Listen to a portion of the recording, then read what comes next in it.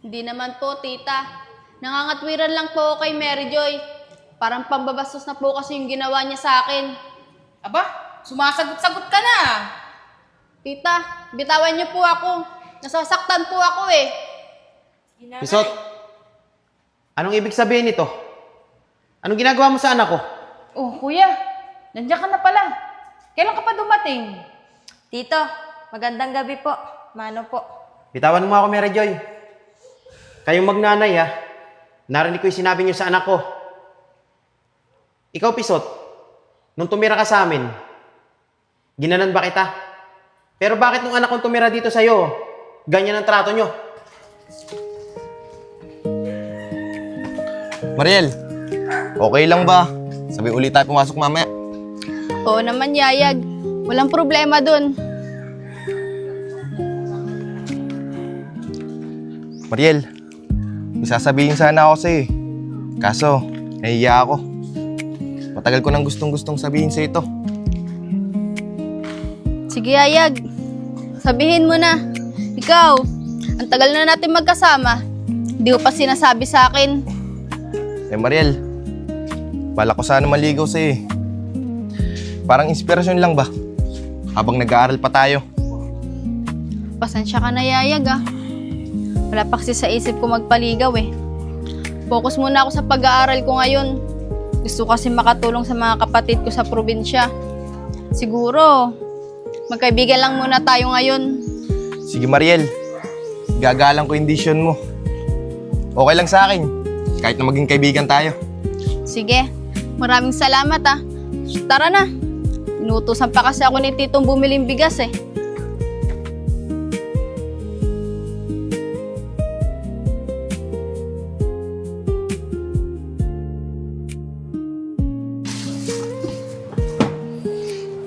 Tito, ito na po yung bigas oh. Sasain ko na po ba? Hindi na, Mariel. Lapag mo lang dyan. Sige, upo ka muna doon. May importante lang ako sabihin sa'yo. Tito, tungkol saan po ba yung sasabihin mo sa akin? Mariel, nakausap ko kasi yung tita mo kanina. Doon ka muna tumira sa kanya. Pagkakaroon na kasi ng trabaho. Sa buwanan yung uwi ko. Yung mga pinsan mo naman, hindi mo naman yung maasahan. Mga pasaway yun. Okay lang po, Tito. Maraming salamat po ah. Sa maikling panahon na pagtira ko sa inyo. Mariel, pasensya ka na. Gustuhin ko mang tumira ka dito. Kaso, di na kita maasikaso eh. Tay, tingin nga ang pera ng Oscar. Eh, pupunta lang kami. Ba't saan naman kayo pupunta? Tay, lalaro lang kami sa court. Siya nga pala mga anak. Itong pinsan nyo na si Mariel, doon mo natitira sa tita nyo ah. Mariel, ba't doon ka titira? Eh okay ka naman dito sa amin ah. Kaya nga, at hindi ka naman namin pinapaalis ah. Mga anak, magkakatrabaho na kasi ako. Sa buwanan yung uwi ko. Wala nang mag-asikaso sa kanya. Kayong dalawa naman, puro kayo pasaway. O ito na palang pera. Sige tay, okay na to. Tara na kuya. Sige, Tara kami tay. sinakit tayo ah. Sige. Sige na po, Tito. Ayusin ko na po yung gamit ko. Sige na Mariel. Pasensya ka na talaga ah. Ano ka ba naman, Tito? Wala po yun. Pabigla-bigla naman na desisyon si Tito. Sana malayo pa lang. Sinabi na niya. Pero, no choice na ako eh. Kila tita na nga lang ako titira.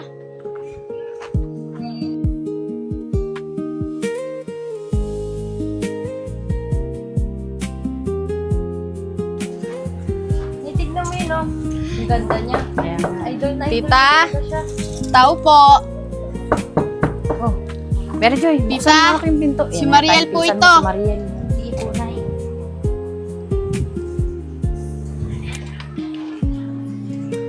Oh, Ate Mariel, anong ginagawa mo dito? Tsaka, bakit may dala kang bag? Nay, si Ate Mariel po. Sige, papasukin mo. Ate Mariel, pasok ka daw.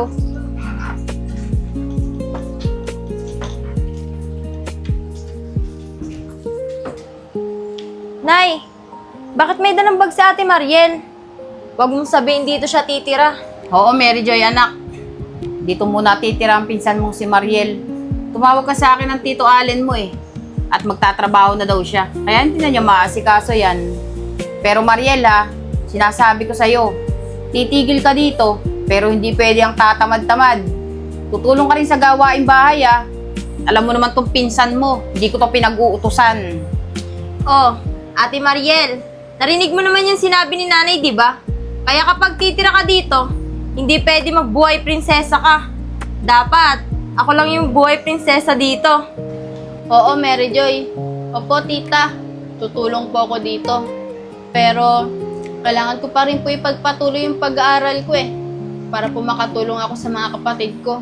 Wala namang problema Mariel eh. Pag-aaralin kita. Pero simula ngayon, gawin mo na yung mga gawaing bahay dito ha. Kaya nga, katulad ngayon, maraming mga plato.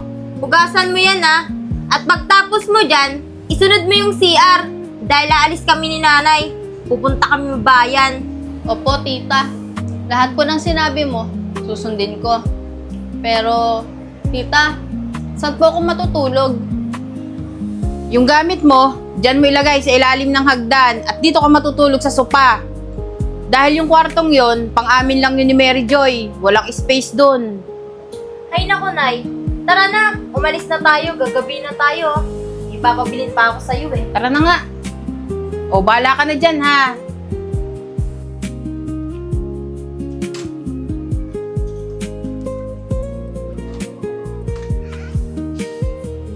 Ay, naku.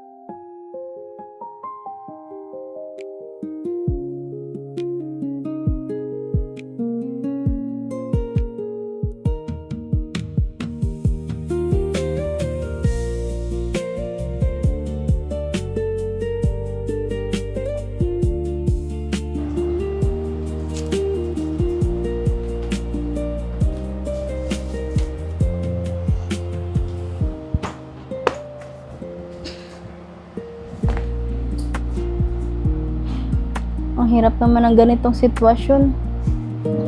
Ang hirap makitira. Pag-aaralin ka nga, aalilain ka naman. Lalo na, pag ganun yung ugali ng tiyahin mo. Makatulog na nga.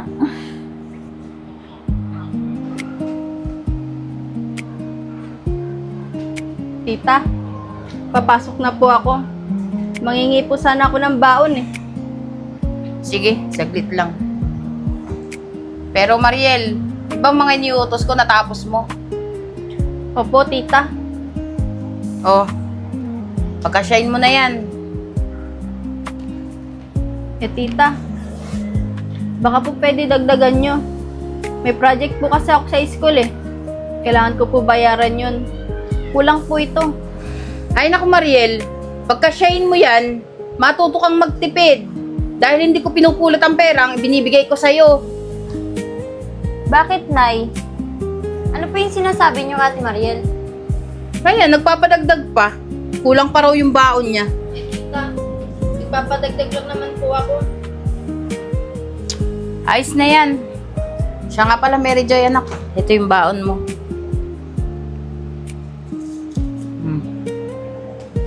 Nay, ang laki nito ah. Buti na lang ganito yung binigay mo sa akin. Kakain kasi kami ng mga friends ko eh. Sige po, tita. Papasok na po ako.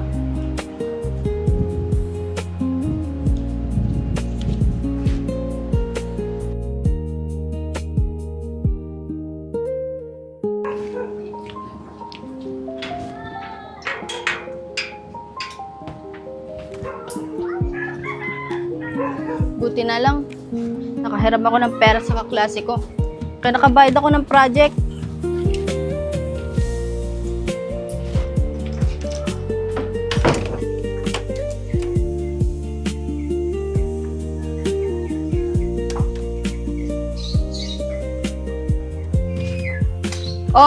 Ate Mariel, eto po, oh. Laban mo. Mary Joy, pwede mo naman iabot sa akin ng maayos eh. Di mo na kailangan iba to. Aba, Ate Mariel, ba't mo ko pinagsasalita ng ganyan? Kailangan malaman to ni nanay.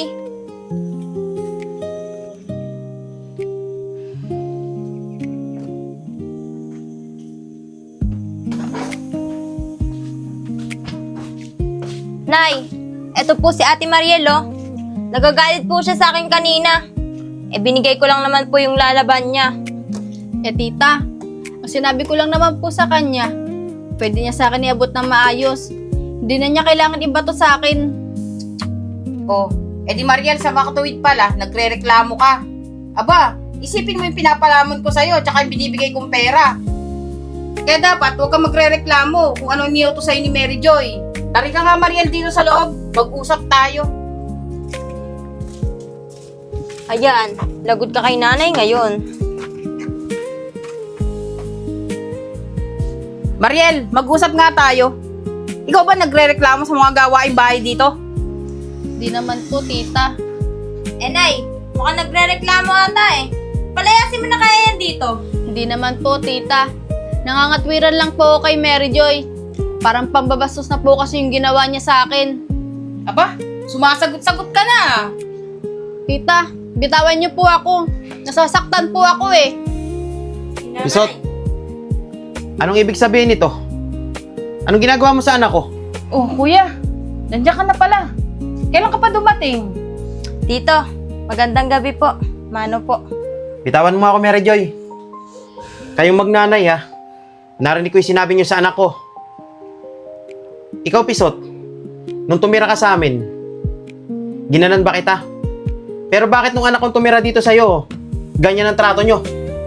Mariel, kunin mo na yung gamit mo. Tara anak, malis ka na rito. Tay, salamat po. At dumating ka na. Nahihirapan na po talaga ako dito eh. Sige anak, simula ngayon, huwag ka nang pupunta dito ha. At kayong magnanay, hindi pa tayo tapos. At ikaw naman, Pisot, pinadadalan kita ng pera. Pero sa tingin ko, ginigipit mo tong anak ko. Oh, matawag si kuya. Hello, kuya. Kumusta ka na?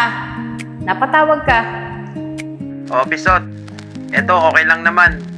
Siya nga pala, nakausap ko yung kapatid nating si Allen. Ang sabi niya sa akin, magtatrabaho na raw siya eh. Buwan na ng uwi niya, kaya hindi na raw niya maasikaso yung anak ko si Mariel. Kaya dyan daw nakatira sa'yo. Siya nga pala, magpapadala ako ng pera para naman may panggastos yung anak ko. At baka sa susunod na buwan, makauwi na rin ako. Sige, kuya. Huwag kang mag-alala. Yung ipapadala mong pera, makakarating sa anak mo kay Mariel. Oh, sige. Maraming salamat ha. Sige na, may trabaho pa ako eh. Sige, kuya. Ingat ka dyan, ha. Huwag kang papalipas ng gutom. Sige, salamat. Kakapera ka kay kuya. Anay, pinapadalan ka pala ng pera ni Tito. Oo, pinapadalan ko ng pera yung nanay mo. At kayong dalawa ha, mag-uusap pa tayo. Tara na Mariel anak.